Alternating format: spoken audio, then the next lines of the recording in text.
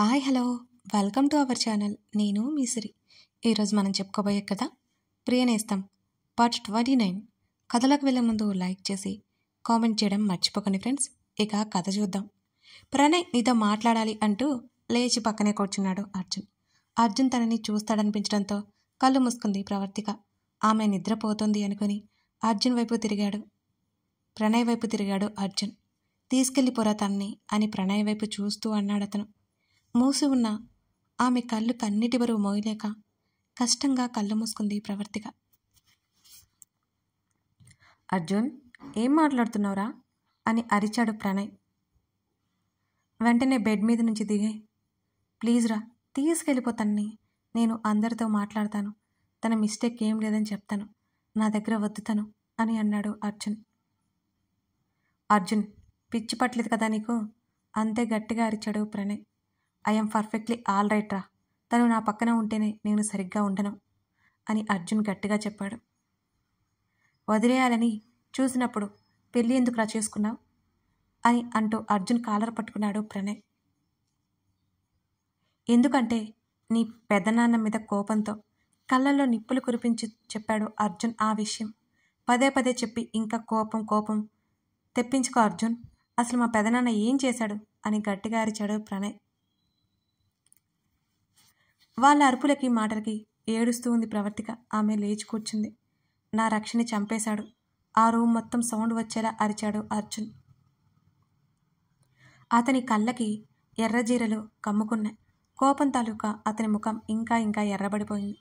బిగుసుకున్న అతని దవడ కండరాలతో పాటు అతని చేతి వేళ్ళు బిగుసుకుపోయాయి. అర్జున్ అని ఆశ్చర్యంగా అడిగాడు ప్రణయ్. ప్రవర్తిక ఆశ్చర్యంతో కళ్ళు పెద్దవి చేసింది. మీరందరూ దేవుడిలా చూసే నీ పెదనాన్న కారణంగా నా రక్ష చచ్చిపోయింది, నాకు కాకుండా పోయింది. అతని మీద కోపంతో నీ చెల్లిని పెళ్లి చేసుకున్నాను. కూతురు పెళ్లిపీటల నుంచి వెళ్ళిపోయింది అని తెలిస్తే అతను కుమిలిపోతాడు అనుకున్నాను. పెళ్లి తర్వాత తిరిగి పుట్టింట్లో దించేద్దామని అనుకున్నాను. కానీ సీతమ్మ ద్వారా మావయ్యకి తెలిసిపోయింది. తప్పక మావయ్య అత్తయ్య కోసం ఇంట్లోకి తెచ్చిపెట్టుకున్నాను. తన స్వార్థం కోసమే చేశాను. నేను మొత్తం నా స్వార్థం కోసమే చేశాను. నేను ఎవరి గురించి ఆలోచించను. నాకు నా వాళ్ళే ముఖ్యం. అందుకే నీ చెల్లిని తీసుకువచ్చాను. తిరిగి వదలలేకపోయాను. కారణం వసు అత్త. ఆల్రెడీ రక్షణ పోగొట్టుకుని ఇప్పటికీ మర్చిపోలేక బాధపడుతోంది. మళ్ళీ మీ చెల్లి జీవితం ఇలా అయిపోయిందని తెలిస్తే తట్టుకోలేదు. అందుకే ఏం చేయలేకపోతున్నాను అని గట్టిగా చెప్పాడు అర్జున్. అర్జున్ అని అతని భుజం మీద చేయి వేశాడు ప్రణయ్. చేతిని విసిరికొట్టాడు అర్జున్. రక్ష చనిపోవడానికి కారణం మా పెదనాన్న ఎందుకయ్యాడు అని వణికే గొంతుతో అడిగాడు ప్రణయ్. అర్జున్ ఏం చెప్తాడా అని ఏడుస్తూ చూస్తోంది ప్రవర్తిక. నా రక్షని యాక్సిడెంట్ చేసి మరీ చంపించాడు అని చెప్పాడు అర్జున్. అన్ఎక్స్పెక్టెడ్గా జరిగి ఉండొచ్చు కదరా అని అన్నాడు ప్రణయ్. అయితే ఏంటి నష్టం నాకు అంటూ అరుస్తూ చూశాడు ప్రణయ్ వైపు అర్జున్. ఇక నా వల్ల కాదు, మీ చెల్లిని తీసుకెళ్ళిపో. నీ పెదనాన్న నా రక్షణ చంపిందని సాక్ష్యాలు లేవు. అది దొరికిన రోజు జైల్లో పెట్టడం ఖాయం. నా కళ్ళ ముందు నుంచి తీసుకెళ్ళిపో తన్ని. నువ్వేమనుకున్నా నాకు పర్వాలేదు. నాకు నా స్వార్థమే ముఖ్యం. ఎవరి గురించి ఆలోచించే పొజిషన్లో లేని నేను అంటూ విసుగ్గా ముఖం తిప్పుకున్నాడు అర్జున్. ప్రవర్తిక కూర్చొని ఉండడం అతను చూశాడు. ఏ భావం లేకుండా అతను ముఖం తిప్పేసుకున్నాడు ఆమె నుంచి. ప్రణయ్కి ఏం మాట్లాడాలో ఇక తెలియలేదు. అర్జున్, మా పెదనాన్నది తప్పు ఉండొచ్చు, కానీ నా చెల్లికి శిక్ష విధిస్తావా? ఇది కరెక్ట్ కాదు. ఇప్పుడు తన్ని తీసుకెళ్తే తను చాలా ఫేస్ చేయాల్సి ఉంటుంది అని అన్నాడు ప్రణయ్. డివోర్స్ ఇస్తాను అని అన్నాడు అర్జున్. నేను తీసుకోను అని అంది ప్రవర్తిక బెడ్ దిగుతూ. వెంటనే నేను అసలే చిరాగ్గా ఉన్నాను, పిచ్చిగా మాట్లాడి కోపం తెప్పించుకో అన్నాడు అర్జున్ ఆమెనే చూస్తూ.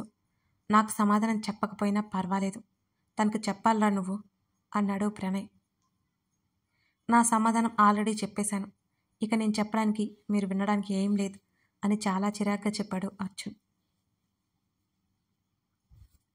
అన్నయ్య అని ప్రవర్తిక అనగానే వెళ్తున్నా ప్రవి అంటూ వెళ్ళిపోయాడు ప్రణయ్ డోర్ లాక్ వేసి. ఇద్దరి వైపు కోపంగా చూశాడు అర్జున్. ఇప్పుడు చెప్పండి, అని అర్జున్కి ఎదురుగా నిలబడింది ప్రవర్తిక. ఏం చెప్పాలి అని అడిగాడు అర్జున్. అక్కడి నుంచి అడుగులు ముందుకు వేస్తూ అతని చేతిని పట్టుకుని ఆపింది వెంటనే ప్రవర్తిక. కొట్టేలా చూశాడు ఆమెని.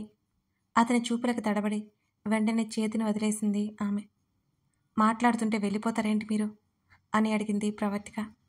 వెళ్ళిపోక నువ్వు చెప్పే పెట్టె కథలు వినాలా విసుగ్గా అన్నాడు అర్జున్. నేను ఎందుకు అవన్నీ చెప్తాను? ఆశ్చర్యంగా చూసింది అతని మాటలకి. ఇరిటేట్ చేయకు. నీకు నేను చెప్పింది అర్థమైందనే అనుకుంటున్నాను. ఇంకేం మాట్లాడాలి? నువ్వు సెట్ అయ్యాక వెళ్ళిపో మీ ఇంటికి అని అన్నాడు అర్జున్. దాని బదులుగా చచ్చిపో అంటే బాగుంటుందేమో అని అంది ప్రవర్తిక ఆవేశంగా. ఏయ్ అన్నాడు. ఆమె కొట్టాలి అనిపించేంత కోపం వచ్చింది అతనికి ఆమె మాటలకి. లోపల భయంగా ఉన్నా బెదురు లేకుండా నిలబడింది ప్రవర్తిక. మీ నిర్ణయం మీరు చెప్పారు, నా నిర్ణయం కూడా మీరు వినండి. నేను మిమ్మల్ని వదిలి వెళ్ళను అని నొక్కిపట్టి చెప్పింది ప్రవర్తిక. మెంట్లా నీకు అని ఒక అడుగు ముందుకు వేశాడు ఆమె వైపు అర్జున్. ఏదైనా అనుకోండి, నేనైతే వెళ్ళను. తప్పో ఒప్పో తాళి కట్టారు, ఇక మీరే నా భర్త అని అంది గట్టిగా. దెబ్బలు తింటావు అన్నాడు అర్జున్ సీరియస్గా. అప్పటికే అతను ఎంతో కోపాన్ని అణుచుకున్నట్టుగా ఉన్నాడు. కొట్టినా పర్వాలేదు, నా భర్తగా మీకు ఆ హక్కు ఉంది అని చెప్పింది. యూ జస్ట్ షడప్ అంటున్న అతని అరుపు ఆ రూమ్ అంతా మారు మోగిపోయింది. నేను అన్నదాంట్లో తప్పులేదనుకుంటా అని అంది గట్టిగా. ఇంకోసారి అలా మాట్లాడుకో, ఖచ్చితంగా కొట్టేస్తాను అన్నాడతను. మరి నా మెడలో ఎందుకు పసుపు తాడు వేశారు మీరు అని అడిగింది ప్రవర్తిక. చెప్పాను కదా నీ బాబు మీద కోపంతో అని విసుక్కున్నాడు అర్జున్. అలాంటప్పుడు తాళి కట్టకుండా కూడా నన్ను మీ దగ్గర ఉంచుకొని మా ఇంటికి తీసుకువెళ్ళి వదిలేయచ్చు కదా, తాళి కట్టాలని రూల్ లేదు కదా అని ఆరా తీసింది ప్రవర్తిక. తాళి కట్టి నిన్ను మీ ఇంట్లో వదిలేస్తేనే కదా నీ బాబు గుండాకి చచ్చిపోతాడని ప్లాన్ వేశాను. నీ బాబుది గట్టి గుండె. అర్జున్ మాటల్ని మధ్యలోనే ఆమె ఆపేస్తూ, ఇంకోసారి మా నాన్నని అలా అంటే బాగోదు. అసలేం జరిగిందో తెలుసుకోకుండా మీరు తప్పుని మీదకు తోడడం సరైంది కాదు అని అంది బాధగా. ముమ్మాటికి తప్పు నీ బాబుది, ఇక ఆర్గ్యుమెంట్ వద్దు. నువ్వు నా దగ్గర ఉండడానికి వీల్లేదు అన్నాడు అర్జున్ స్థిరంగా. సరే, మా నాన్న మ్యాటర్ వదిలేయండి. నన్ను ఎలాగో పెళ్లి చేసుకున్నారు, మీ భార్యగా నేను సరిపోనా, మీ దగ్గర ఉండనివ్వరా అని ఆర్తిగా అడుగుతున్నా ఆమె మాటలు పట్టించుకోకుండా, నేను చేసిన పెద్ద తప్పు నీ మెడలో పసుపు తాడు వేయడం. ప్రతిరోజు నాకు నరకంగా ఉంటుంది. నా రక్షస్థానం నీకు ఎలా ఇచ్చేసానో నాకే అర్థం కావడం లేదు. అందుకే నువ్వు వీలైనంత త్వరగా నాకు దూరంగా వెళ్ళిపో. నేను ఈ గిల్టీ ఫీలింగ్ తట్టుకోలేకపోతున్నాను అంటూ తల పట్టుకున్నాడు అర్జున్. నేను ఎవరి స్థానం తీసుకోలేదు అని అంది ఏడు పాపుకుంటూ ప్రవర్తిక. అదే మంచిది. నా ఇంట్లో నుంచి త్వరగా వెళ్ళిపో. నీకు అంత రెస్పెక్ట్ ఇచ్చి ఎందుకు మాట్లాడుతున్నానో తెలుసా? బికాస్ యువర్ క్యారెక్టర్ అన్నాడు ఆమెనే చూస్తూ అర్జున్. మీ భార్యకు స్థానం ఇవ్వను అంటారా అని బాధగా అడిగింది. ఎన్నిసార్లు చెప్పాలి నీకు, నా రక్ష తప్ప నా జీవితంలో ఇంకా ఎవరికీ చోటు లేదు అని గట్టిగా చెప్పాడు అర్జున్. అలా అనుకునేవారు నాకెందుకు స్థానం ఇచ్చారు? అసలు నన్ను ఎందుకు పెళ్లి చేసుకున్నారు? పదే పదే అదే సాగు చెప్పకండి. మీకు తెలీదా పెళ్లి చేసుకుంటే నేను మీ వెంట వస్తాను అని కన్నీళ్లు కళ్ళ నుంచి జారిపోతుంటే అడిగింది ప్రవర్తిక. ఇప్పుడు ఏమంటావు? ఏడుస్తున్న ఆమెని చూస్తూ చిరాగ్గా అన్నాడు అర్జున్. నాకు మీరు కావాలి అంది ప్రవర్తిక. అర్జున్ చెయ్యి ప్రవర్తిక చెంపని తాకింది. అతని ఆవేశం అణుచుకోలేకపోయాడు. చంపేస్తా, ఇంకోసారి అలా మాట్లాడావంటే అతని వాయిస్ ఆ గది అంతా రీసౌండ్ వచ్చేసింది. చెంప మీద చేతులు పెట్టుకుని కన్నీళ్లతో అతని వైపు చూసింది ప్రవర్తిక. ఏ హక్కుతో నన్ను కొట్టారు అని అడిగింది అర్జున్ వైపే చూస్తూ. నువ్వంటే నాకు కోపం, నువ్వంటే నాకు అసహ్యం, అందుకే కొట్టాను అన్నాడు నిర్లక్ష్యంగా అర్జున్. మీ భావాలు నా మీద రుద్దడానికి మీరెవరు అని అడిగింది ఆమె. నువ్వు నాకు విసుగు తెప్పిస్తున్నావు. నా మాట వినకుండా ఇంకేం చేయాలి అన్నాడు అర్జున్. మరి నాకు నచ్చింది నేను చేయొచ్చు కదా, మీరు విసుగు తెప్పిస్తున్నారు నా మాట వినకుండా అంటూ ఏమాత్రం ఆలస్యం చేయకుండా అర్జున్ని హత్తుకుంది ప్రవర్తిక గట్టిగా. ఆమెను కొట్టడం ఆమెకి పనిష్మెంట్ ఇస్తున్నట్టు అర్జున్ ఫీల్ అయితే ఆమె హత్తుకోవడం అతనికి పనిష్మెంట్ లెక్కే అది అర్జున్ గుర్తించలేకపోతున్నాడు మరి. వెంటనే ప్రవర్తిక రెక్కపట్టుకుని విసుగ్గా పక్కకు లాగి పడేశాడు అర్జున్. పిచ్చా నీకు అన్నట్టు చెయ్యెత్తాడు కొట్టడానికి. ఆమె బెదురుగా చూస్తుంటే వెంటనే చేతిని దించేశాడు. నాతో ఉండి ఏం చేస్తావు అని అడిగాడు సూటిగా ఆమెని చూస్తూ. ప్రవర్తిక మాట్లాడలేదు. చూడు, పెళ్లి తర్వాత కలిసి ఉండడం అంత సులువు కాదు. నా నుండి నీకు చిటికెడు ప్రేమ కూడా లభించదు, అర్థం చేసుకో. అనవసరంగా ఇరిటేట్ చేయకు. నేను మీ వాళ్ళందరితో మాట్లాడతాను. నువ్వు వేరే పెళ్లి చేసుకోవచ్చు. నా దగ్గర ఉంటే ఒక బొమ్మలా పడి ఉండడం తప్ప నువ్వు కనీసం మనిషిగా కూడా గుర్తించబడవు. నేను నీ విషయంలో పొరపాటు చేశాను, అలాగే నీకు స్వేచ్ఛను కూడా ఇస్తున్నాను. అసలు నిన్ను పెళ్లి చేసుకున్న తర్వాత మీ ఇంటి దగ్గర వదిలేయాలి, కానీ కుదరలేదు. నీ కుటుంబం ఏమైపోయినా నాకు సంబంధం లేదు. అసలు నువ్వు ఏమైపోయినా నాకు సంబంధం లేదు. ఇంకోసారి నా కోపం తెప్పించుకో అని ఎర్రబడ్డ మొహంతో చెప్పాడు అర్జున్. అర్జున్ ఆమెకి కష్టం కలిగించలేడు. అది ప్రవర్తికకి అర్థమైంది. అర్జున్ మాట్లాడుతుంటేనే అతని మీదకు వాలిపోయింది ప్రవర్తిక. అర్జున్ షాక్ అయిపోయాడు. ఆమె భుజాలు పట్టుకుని దూరం జరిపాడు. ఆమె కళ్ళు మూసుకుపోయి ఉన్నాయి. అర్థమైంది అతనికి స్ట్రెస్ ఫీల్ అయిందని.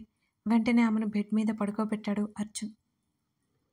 ప్రణయ్, ప్రణయ్ అని లోపల నుంచి అర్జున్ గట్టిగా అరిచాడు. కంగారుగా లోపలికొచ్చాడు ప్రణయ్. బెడ్ మీద పడి ఉన్న చెల్లిని చూసి కంగారు ఎక్కువైపోయింది ప్రణయ్లో. ఏమైందిరా అని అడిగాడు ప్రణయ్. స్ట్రెస్ ఫీల్ అయింది అన్నాడు అర్జున్. వెంటనే ప్రవర్తిక దగ్గరికి వెళ్ళి ప్రవి ప్రవి అని ఆమె చెంపలు తట్టాడు ప్రణయ్. కంగారు దాచుకుంటూ చూస్తున్నాడు అర్జున్ ప్రవర్తిక వైపు. వెంటనే బయటికి పరిగెత్తాడు ప్రణయ్. కాసేపటి తర్వాత డాక్టర్ని పిలుచుకుని వచ్చాడు. ప్రవర్తికకి దూరంగా నిలబడ్డాడు అర్జున్. డాక్టర్ చెక్ చేసింది. అర్జున్ వైపు సూటిగా చూస్తూ, తన స్ట్రెస్ ఫీల్ అవ్వకూడదని చెప్పాను కదండి, గుర్తులేదా మీకు అని అడిగింది ఆవిడ. ఏం మాట్లాడలేదు అర్జున్. నెగ్లెక్ట్ చేయకండి, చేస్తే ఒక్కసారి హార్ట్ ఇష్యూస్ ఏమైనా రావచ్చు. Take care of her, present problem ఏమీ లేదు అని షార్పు లుక్ ఇస్తూ చెప్పి వెళ్ళిపోయింది ఆవిడ. ప్రణయ్ కూడా ఏమీ మాట్లాడలేదు. కాసేపు తర్వాత ఇంజెక్షన్ తీసుకుని వచ్చింది డాక్టర్. ప్రవర్తికకి ఇంజెక్షన్ చేసి, ఎంత మీ వైఫ్ అంటే మీకు ఇష్టం లేకపోతే తన్ని మీ దగ్గర ఉంచుకోవద్దు. డాక్టర్గా చెప్పట్లేదు, ఒక మామూలు మనిషిగా చెప్తున్నా. పేషెంట్ అనుకున్నారా? ఏమనుకున్నారు? కొడతారా ఎవరైనా పేషెంట్ని అని అర్జున్ని కోపంగా చూస్తూ అడిగింది ఆ డాక్టర్. అసహనంగా ప్రవర్తిక వైపు చూశాడు అర్జున్. ఆశ్చర్యంగా అర్జున్ని చూశాడు ప్రణయ్. మీరు ఏమవుతారు ఈ అమ్మాయికి? ప్రణయ్ని అడిగింది ఆ డాక్టర్. తను నా చెల్లి అన్నాడు ప్రణయ్. ఇతని దగ్గర నుంచి తీసుకెళ్ళిపోండి అమ్మాయిని అని అర్జున్ని సీరియస్గా చూస్తూ చెప్పి, ఈరోజు ఇంటికి వెళ్ళిపోవచ్చు, జాగ్రత్తగా ఉండండి, పేషెంట్ అన్న విషయం గుర్తుంచుకోండి అని ప్రణయ్ వైపు చూసింది ఆ డాక్టర్. అలాగే అన్నట్టు తల ఊపాడు ప్రణయ్ కూడా. ప్రవర్తిక పక్కన కూర్చొని ఆమె వైపే బాధగా చూశాడు ప్రణయ్. ప్రణయ్ని కదిలించలేదు అర్జున్. అక్కడి నుంచి దూరంగా వచ్చేశాడు. అరగంట తర్వాత అర్జున్ లోపలికి వచ్చాడు. ఆలోపే లేచి కూర్చుంది ప్రవర్తిక. ప్రణయ్ ఏదో అంటుంటే ఏడుస్తుంది. అర్జున్ వచ్చిన అలికిడి వినిపించి, అర్జున్, మేము ఇంటికి వెళ్ళిపోతున్నాం అన్నాడు ప్రణయ్. ఏమీ మాట్లాడలేదు అర్జున్. ప్రవి, అర్జున్ ఫ్లాట్కి వెళ్ళి నీ లగేజ్ ఉంటే తీసుకుని మనం మన ఊరికి వెళ్ళిపోదాం అని అన్నాడు ప్రణయ్. అర్జున్ని చూసింది ప్రవర్తిక. మౌనంగా చూపు పక్కకి తిప్పుకున్నాడు అతను. ప్రణయ్ని చూసి అలాగే అన్నట్టు తల ఊపింది ప్రవర్తిక. తెల్లవారిన తర్వాత హాస్పిటల్ డ్రెస్ చేంజ్ చేసుకుని ఆమె చీర కట్టుకుంది. కొంత సమయం అలాగే రూమ్లో ఉండిపోయింది. లోపలికి వచ్చాడు ప్రణయ్. వెళ్దామా అని ఆమె భుజం చుట్టూ చేతిని వేస్తూ అడిగాడు ప్రణయ్. ఆయన ఎక్కడా అని అడిగింది ప్రవర్తిక. బయట ఉన్నాడు అని చెప్పాడు ప్రణయ్. ప్రణయ్తో పాటు మౌనంగా బయటికి నడిచింది ప్రవర్తిక. జీప్ దగ్గర ఉన్నాడు అర్జున్. మౌనంగా ఎక్కి వెనక కూర్చుంది ప్రవర్తిక. అర్జున్ పక్కన కూర్చున్నాడు ప్రణయ్. జీప్ స్టార్ట్ అయింది. ముగ్గురు ఫ్లాట్కి వెళ్ళారు. దిగులుగా ఉన్న ప్రవర్తిక ముఖం చూసి, ఏమైంది తల్లి అని అడిగింది వసుంధర. ఏం లేదన్నట్టు అడ్డంగా తల ఊపి చిన్నగా నవ్వింది ప్రవర్తిక. అప్పుడే ప్రణయ్ లోపలికి వచ్చాడు. అరే ప్రణయ్, నువ్వా? ఇన్నాళ్ళకి కనిపించావు, ఎలా ఉన్నావు అని అడిగింది వసుంధర. బాగున్నారా ఆంటీ? మీ ఆరోగ్యం ఎలా ఉంది అని ఆవిడ చేతులు పట్టుకుని అడిగాడు ప్రణయ్. బాగానే ఉంది ప్రణయ్. అర్జున్ ఎక్కడా అని అడిగింది. జీప్ చేసి వస్తున్నాడని ప్రణయ్ అన్నాడు. ఫ్రెష్ అయ్యారండి, టిఫిన్ చేద్దాం అని చెప్పింది వసుంధర. ప్రణయ్ పైకి వెళ్తుంటే చూసి పరుగున ఇంట్లోకి వచ్చింది లోహిత. లోహితని కనీసం చూసిన చిరునవ్వు కూడా నవ్వని ప్రణయ్ని చూసి ఏదో అయిందని అర్థం చేసుకుంది లోహిత. ప్రణయ్ ప్రవర్తికని తీసుకువెళ్ళడానికి ఫిక్స్ అయిపోయాడు. మరి అర్జున్ వసుంధరకి ఏమి చెప్పి ప్రవర్తికని ప్రణయ్ వెంట పంపిస్తాడు? తెలియాలి అంటే ఈ కథ మీరు పూర్తిగా చూడాల్సిందే. కథ నచ్చితే లైక్ చేసి కామెంట్ చేయడం మర్చిపోకండి. ఇంతకీ మన ప్రవర్తిక అర్జున్ వదిలి వెళ్ళిపోతుందంటారా? Thank you.